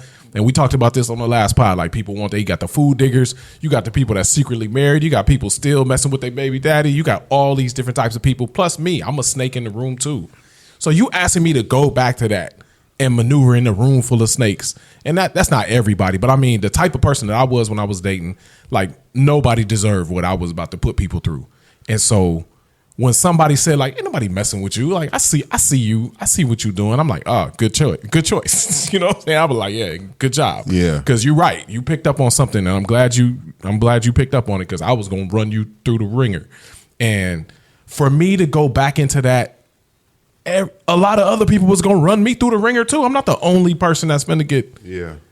I was also in that room where I was getting taken advantage of. They was taking advantage of me. It's crazy. That scene is crazy. All that to say, when you have somebody you've been with for decades, y'all have already worked through all of that stuff and called each other on your crap to the point where you're like, no, I'm for you. Like, I'm for you. I'm not just taking advantage of you. You've seen enough to know I'm on your team. I'm actually committed to you. And I've seen enough from my girl to know, like, she's actually committed to me. Now, I don't what I'm realizing, what she's doing. Yeah. I don't want to have to recreate that level of trust ever. Yeah. ever. I think because you don't get that in the dating scene. What I think you don't get that. I'm dealing with a lot of it in part is focusing on areas where I felt like you should be seeing it, but it's like the wrong area and it doesn't come off that way. But that's what you've been doing. And so coming to grips with, man, you got to adjust how love is demonstrated. Yeah. In your house. So it is clear because it's just there is a way for it not to be. Even after this, length, because I could sit back and think about all the stuff that I feel qualifies for. Yes, you should know. Look, I did X, Y, and Z, and if X, Y, and Z is not something that you appreciate or receive as loving, that could be. And I'm like, I didn't even know that was an issue. And some of that was just talking to older folks, talking to my mom who's been married much longer than me, and have gone through all these different seasons as well, and she was giving that insight early, and I thought that was dope. I was like, yeah, and I think What'd she say? What was the insight? It was that you could, in your mind, you're doing things that are loving because that's how you receive and interpret it. Okay. But that doesn't mean your spouse receives and interprets it that way. All right. So in your mind, you're like, I have because of that. And to her, she's communicating what you could do. And you're not doing that. But what you have been doing that you've been thinking is loving is not the things that make her go. Just like, for example, we can use in a general sense, the whole flowers thing. Yeah. She don't like flowers. So why would I continue to keep bringing her flowers? Yeah. But then I keep bringing her flowers.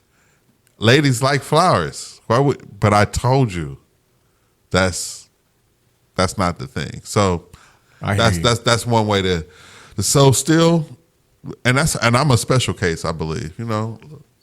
Of course, way more to it. But again, I'm not trying to make it a personal thing. I'm just trying to generally say when you are in that's why I was using the term doghouse. When you are in the doghouse, how do you find your way out in a general sense? But I think you guys tapped on that. It's a trip, man. Yeah, a lot of our hard conversations that I have with my wife are we spend like an hour trying to translate what we meant into what we're actually saying, and what we're saying into how we actually feel. And it takes a while to translate some of that for us. And it's like, but what usually helps is we've come to this part where it's like, I'm on your side at this point. Whatever I do, even if I do it wrong, it's not because I'm not committed to you. I'm absolutely committed to you and in love with you. Yeah. I'm just trying to learn how to flesh that out. Yeah. And so that's what I mean by never wanting to go back to the dating scene, because I already have enough equity with my girl for her to know, like, no matter what stupid thing I say or do, she's seen enough of a sample size to know that he means well. Yeah. He means well. So let me just try to figure out what he was trying to do, and maybe it was just a bad day. But I would never want to try to rebuild that equity with some new person. Never. Because that takes time, man. I would not want to have. I got that with somebody. Yep. And that is it. Yep. That's what I mean by no, I would never want to be single again. Whatever thrill you get from meeting a new person, you got to sit through all that equity building again. I am not signing up for that again. That's what I was trying to hit at. Way. Like, I think I've gotten too old for equity building. That's a good. Yes, bro. And I think there is an age to that. Now, that's no shade and hate at brothers out there trying to find somebody at this age. That's not what I'm saying. I'm saying in light of being with someone already, and then saying, reset. You want to do it again? Let me just say how men, especially worldly men, like to pose it. She's gonna be much younger. She's gonna be much hotter. Mm-hmm. Yeah, but you're gonna have to do that whole equity thing. And then the one I really don't get is not just doing the whole equity starting over, relationship equity thing. Is these cats that like these younger chicks. And they like oh man, I'm gonna get with a younger man, and I'll be like, what are y'all talking about? That's the first thing I be thinking, like, because I don't hardly I listen to young people talk, and I'm like, dude, you gonna have to start over, and you gonna have to listen to them talk about stuff that you really don't care about, and I'm like, that's why old people be coming off like that to younger people, like they don't care. I don't care about that crap. That don't mean nothing. I'm like, how can you be in a relationship with somebody like that? It's like, obviously, it's not a personal choice of mine. I don't see how that works. But dudes do it, and they do it because the allure of how beautiful she is. She's attractive, and he's thinking, you know, she's finna make me look good, and in that way, I seen a cat, you know, switch up like that. In my journey of marriages, like I said, I've seen a lot. I've seen a dude literally not like the wife that he's with because she's kind of a downer in his description. Mm-hmm. And he going through enough himself with his own challenges, and he wants to live the rest of his life happy. So he switched up for the younger model. She wasn't super younger, but he switched up for what he described to me, talking to him like a better model. Yeah. Like I was trying to do this for one, and she wasn't into that. But this one is into that. Mm-hmm. And so I'm with this, and this is gonna make me happy. I've seen that dude, and he was a professing believer. Oh, I need to ask you a question too, because I didn't say something to your daughter that I didn't pass by you, but I thought it would be okay. So this is what I said to all the youngsters. In light of all the Diddy stuff and the R. Kelly type stuff, where you got these old heads getting with these young girls. It was like a 60-something-year-old pastor got with this 19-year-old girl. Like all that stuff was in the timeline, right? So that I had a situation where I sat down with a couple of the young teen girls at the church, and my daughter was one of them. So we was all in the room just chilling, waiting for whatever to finish. And I told them, like, listen, all of us old bald-headed dudes want y'all to have some young husband or wife, just like we did. We want y'all to have somebody young that you can grow old with. And I don't know if that's fair, but to all the old heads trying to get with the young 19-year-old girls, I'm sabotaging you. I'm blocking. Yeah. I'm letting everybody know, including your wife, Jay. I mean, including your daughter. Your daughter. I told her, I think she was in the room. I was like, listen, all of us that have watched y'all grow up, we want y'all to have some young guy or girl, whoever, whatever the gender was. We want y'all to have somebody you can grow old with. Yeah. Don't get caught up wheeling us around in some wheelchair because we want to live out some fetish. Like, don't do that. Don't do that. Everybody that's really thinking about y'all, if we pass y'all age, pass y'all generation, we don't want you wheeling us around. Yeah, I noticed. Get with somebody your age and grow old with them like we did. I noticed the people who do that, though, honestly, socially, who do that is only rich dudes. I don't really see the old rich heads getting with the young hottie, the young baddies. I don't see too many broke men moving like that. Bookie, is that a fair piece of advice for your daughters? Let them old heads go on somewhere and get you some young dude to grow old with like we did. Like I got to do that. I got to spend my 20s and 30s with my girl. You know what I'm saying? And grow old with her. Yeah, that's the idea. That's the idea. Why wouldn't you want that for everybody else? Come on, man. Yeah, you want somebody that you can go through the ups and downs with, grow together. You know what I'm saying? Really, to me, you don't want to be changing a diaper. Yeah. Come on, man. 60, 70-year-olds together still holding hands and all that. Yeah. Thank you. That's what you want. I always think you want somebody you can relate to. You know, the music references, the movie references, the celebrity references. I think we kind of want to generally know, the same people instead of just sitting around talking like, who? Right. And making each other a little frustrated in that area because I don't know who you talking about and I'm not seeming like I'm interested and you certainly don't know these. You weren't even born, some of these people I'm talking about. So yeah, I don't know. But like I say, it seems to be very wealthy men like to do that.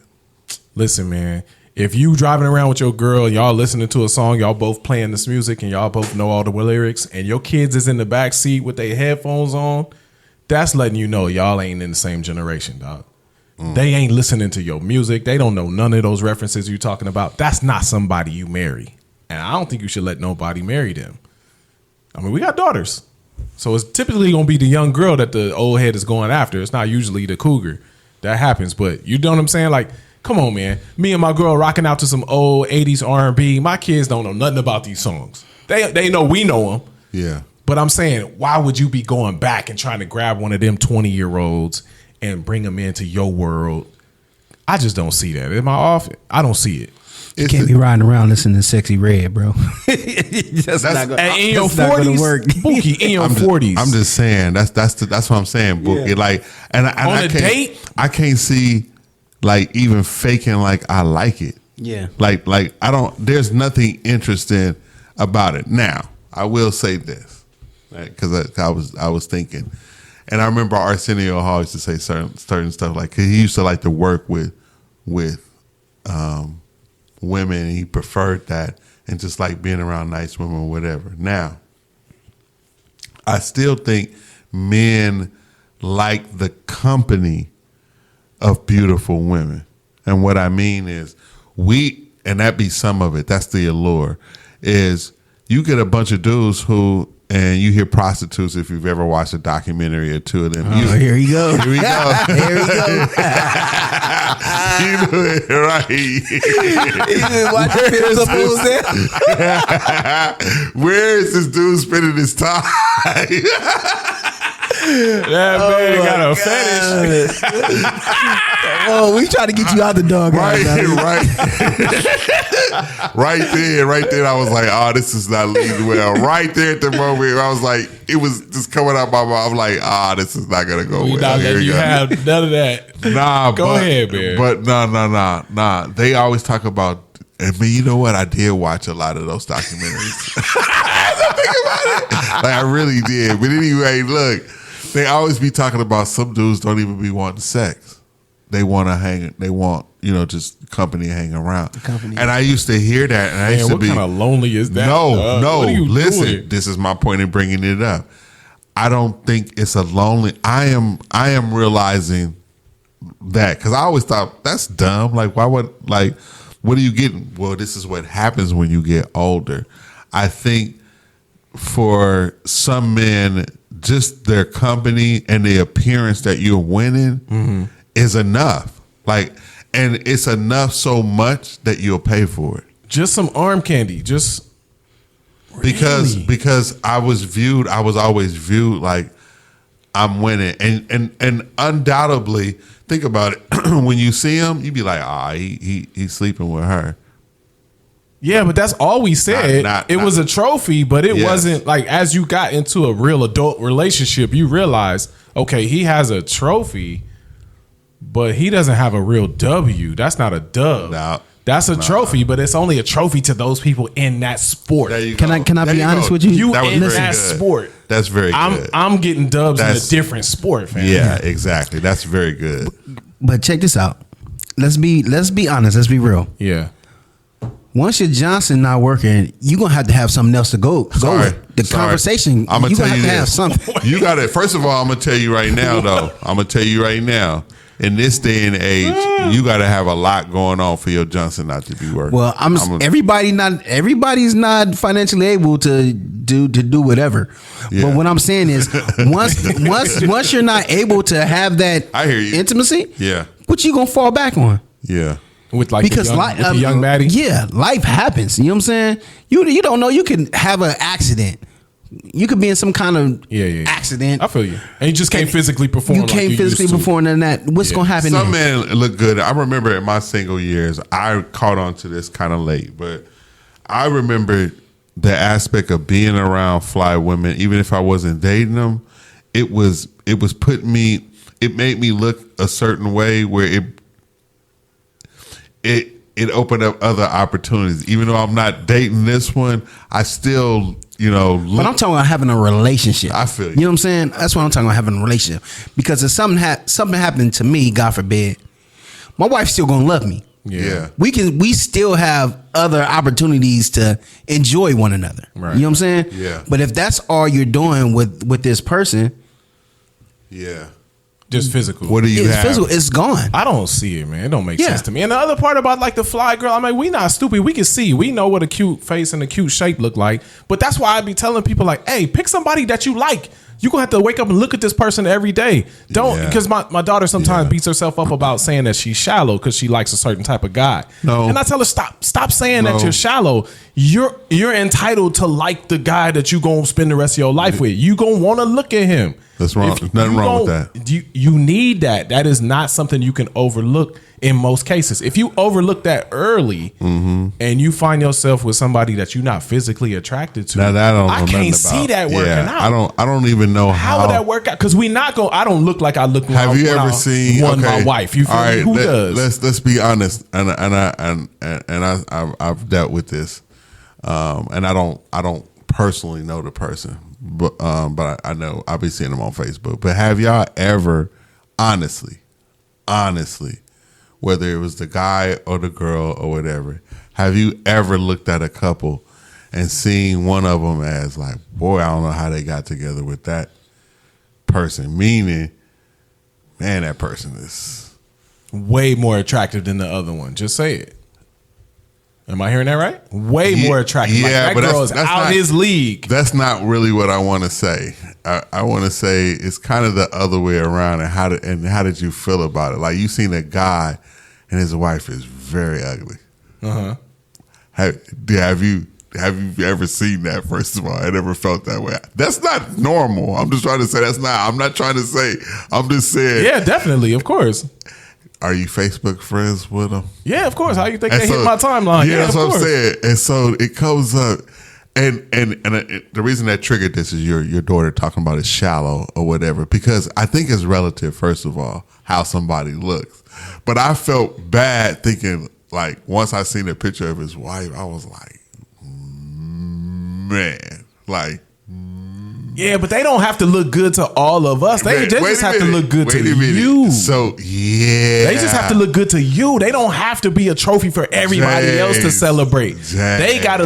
I'm the only one that gotta wake up every morning with that guy. But I'm talking about it's noticeable. But I know it's relative. I know what you're trying to say. And you're such a nice guy for doing that. No, I'm not. I'm not pulling no punches. I'm saying, like, I've seen people that you can tell, like, oh yeah, he scored or she scored. You could tell, like, oh yeah. Well, it's more of a she scored. It's usually because women are gracious. So we've seen monsters with beautiful women, and we kind of seen that, but the other way around. I'm like, you don't see that often where it's noticeable. Like, whoa, how did that happen? Did he get trapped?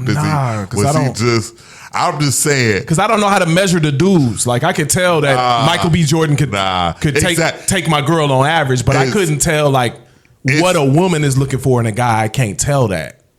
I'm being honest. I can't tell that. I can tell that. That's not what I'm saying. Like, I would be privileged for somebody like we all know what Jason Momoa to take my girl. I'm like, just like we know, like you brought up Michael B. Just like you can bring up a Michael B.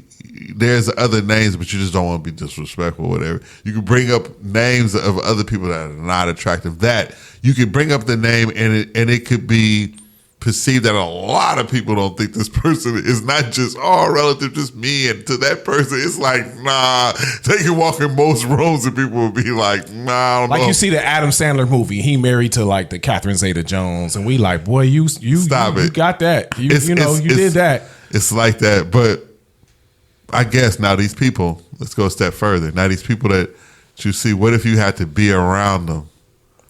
Like, because I just see him on the timeline, and this is what made it stand out, because I didn't see a picture. He would talk about his wife, but I wouldn't see no picture of her, never. And he on there a lot, almost to the influencer level, like always on there, right? This person. And then they showed their wife, and I was like, but this what you gotta know. Like, you gotta be honest.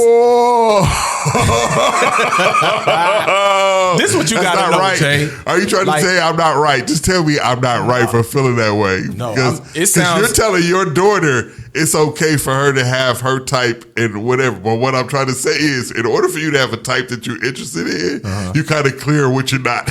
Yes, that's right. That's right. That's what it's. You got to clear about what that's got to be like self-awareness. Got to be on the table, Jay. Okay. Like, you got to know. Like, if you tracked the people that I dated, if you went back and tracked and just put like a little profile together of all the people that I dated, you could obviously see I was finna end up with somebody who looked like Anna. You could see it. You could forecast it. It's obvious I had a type.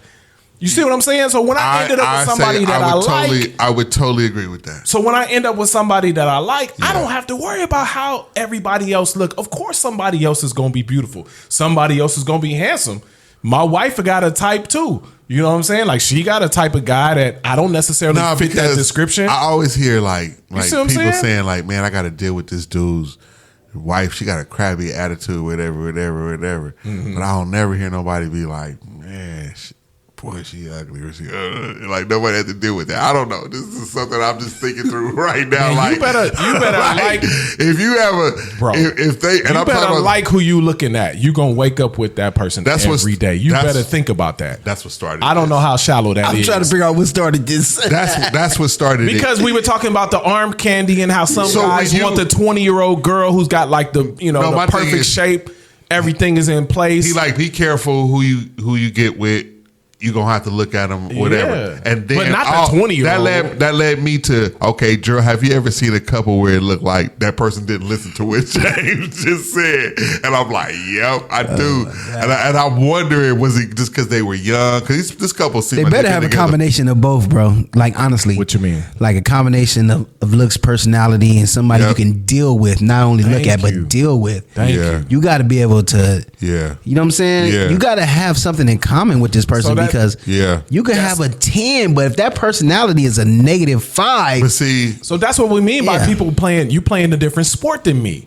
Like the arm candy dude is playing a different sport than most of us. We looking for relationship. I'm looking for somebody to raise my kids with. I'm looking for somebody that's going to be on my credit cards. Yeah. You know what I mean? I can't put everybody on my credit cards. I want to know that early. Yeah. I can't let you raise my kids. Yeah. I can't grow old with everybody. Because I looks had to fade pick away. somebody. Yeah, I'm looks not. fade. Fam, come on now. Nobody's gonna look like they looked when they was 22. Nobody's gonna do that 30 years later. But Bookie, they can fade slow, brother. But if they That's start, right. No, they start off rough though. Let me tell you. They gonna fade with it. So what are you That means doing then? It's gonna get worse. Then what are you doing if you started off right? Why did you start? Why weren't you self-aware I enough just know to know? that's a tight conversation when you start talking about the looks or whatever. I'm not saying you say anything wrong to your daughter. I would say the exact same thing for at least look for your type. Don't Look feel for your type, don't feel bro. bad that you like. No, that's not for me, and feel shallow about that. That's just life. But don't play the arm candy game. Like that's not what we're looking for. Like Buki onto that. Buki's right. A believer. When you talk about like there's more than one typical- aspect to this, right? I think some believers do that, but the typical, you know what? I can't say a believer or unbeliever thing. It's certain men. Certain men want eye candy, and it's not an ethnic group that's wanted more. Nah, I think across the board, black man, white man, Asian man, don't matter. Some of them are into just arm candy. Man, you need. They've been trained that way. You need to have somebody that you like to look at. You got to check that box. You need, like Boogie said, you got to have somebody you can talk to. You got to check that box. That's big to me. And then you got to have somebody you can build a life with. Or what are you doing? Yeah, I love to talk. So if we can't chop it up, that's a deal breaker. That's a deal breaker for me. That's a deal breaker. And if I can't build a life with you, I can't leave my kids with you. Like if I die, like you wouldn't be the first person to die and leave your kids with somebody. The homies used to say this: if you could leave $1 million in a room with them and be like really 100% cool with them, and knowing that when I get back everything gonna be intact. If you really think you could do that with that woman, you really trust it. If you like, heck nah, I couldn't do that. She ain't the one. And I remember meeting my wife and going, you know what? Absolutely. I could leave and be like, here, dear, here, it's all here, and wouldn't think twice about any of it being gone. Now, her on the other hand, she may not, she would not. I'm clowning. But that was one of the things that was big for me. One, being able to chop it up, and of course being somebody to trust, because when you're coming off of a relationship where you find out that the woman, let's not even get back into that. That's a different thing. But I don't know, you were switching gears. There was a sermon that you was impacted by recently that you wanted to share about.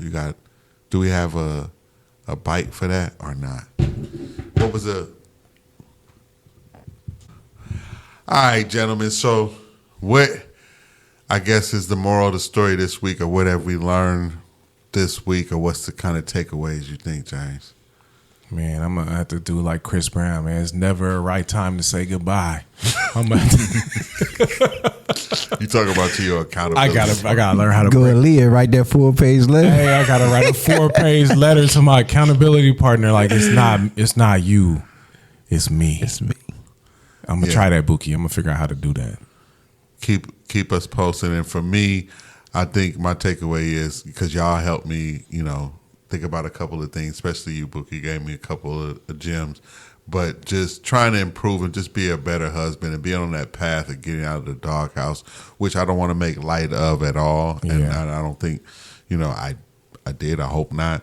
It is a serious thing. But one thing about what I want to do with this podcast is if in light of the kind of struggle in the week that I had, there's no way that I was going to get here, talk about my week in this time, and there's no way for me personally to avoid something like that. And I don't want to. I just want to be honest, as transparent as I can. Of course, in this thing, be more as respectful as I can. I'm not, trying to, use a platform like that. But I want to be as transparent as possible from day one. So I want everybody to keep checking in on me on how, progress with that and how I'm doing it. And anybody out there that cares to send up prayers, I most definitely appreciate it, because it works, it's needed, and I can't have enough of it in that. But like always, we got to end with a really bad toast. We all fall, but we say don't trip. We all been called, but all stall a bit. We all stand tall into that time we slip. Just admit, without the grace of God, I'm really bad at this. See y'all. Salute.